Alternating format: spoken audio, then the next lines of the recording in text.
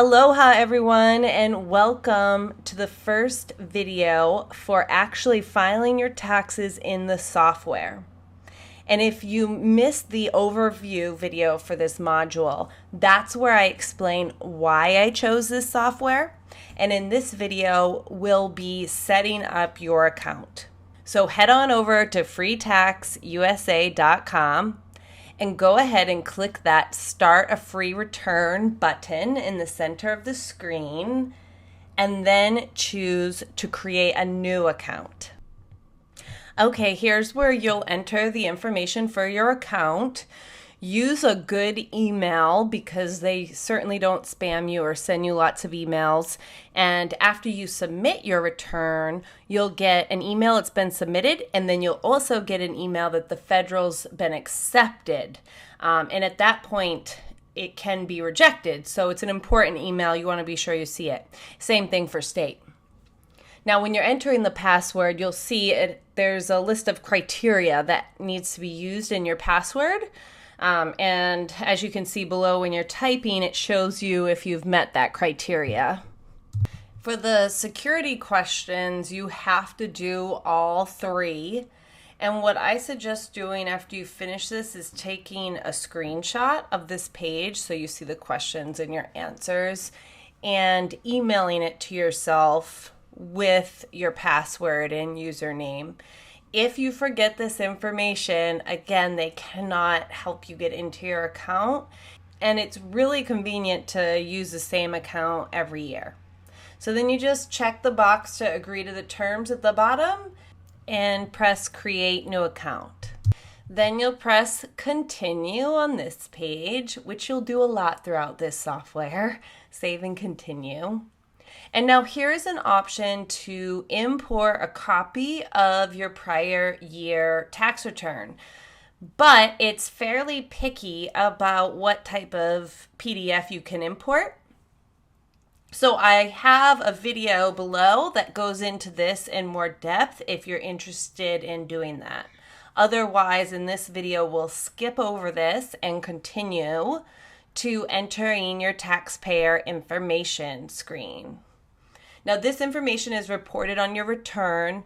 I recommend having your prior tax return handy and just taking a look at that, as consistency from year to year is generally a positive thing on your tax return. So, just double checking the exact way you had your name, initial, occupation, those sorts of things.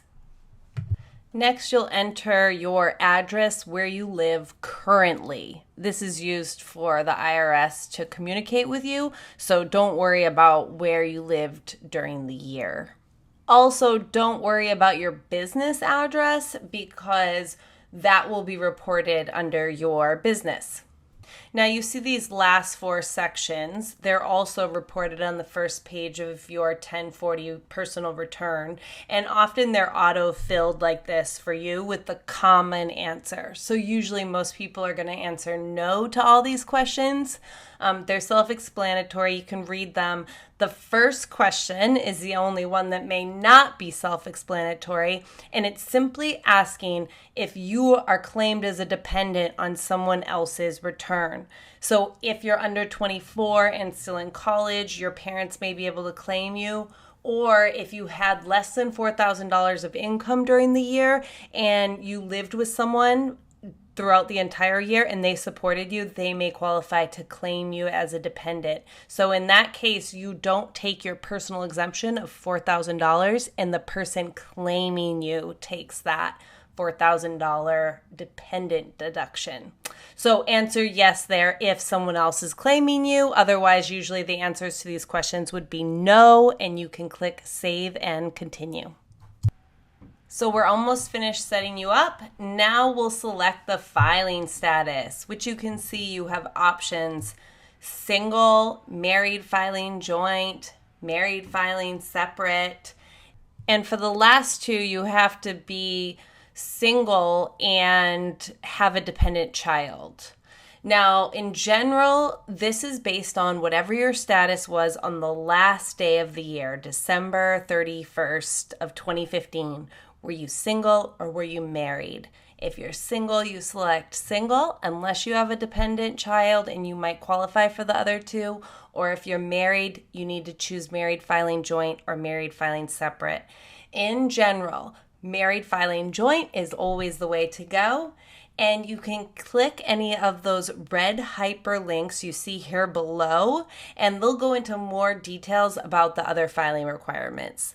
But in general, most people I've been creating this for were single or simply married filing joint. So now you can go back up, select your status, and click Save and Continue. Now you'll need to enter the name and social security number of any dependents you have. And again, those red hyperlinks explain the qualifications for dependents. And I'll have other informational videos if someone asks for more information. So then click Continue and you'll see a personal information summary. Make sure it's correct and then go on to the next screen. This gives you an option to upgrade to Deluxe for $5.99, where you can ask questions, amend your return. I have never done this. You have me in this course, so I would save and continue. And that is all for getting your account set up. I'll see you in the next section. And as always, if anything was confusing, please ask. This module will be filled with additional videos about the different topics like filing status and dependents and those sorts of things. So if you have questions, please email me and ask away or post in the Facebook group and always tag my name. All right, see you in the next video.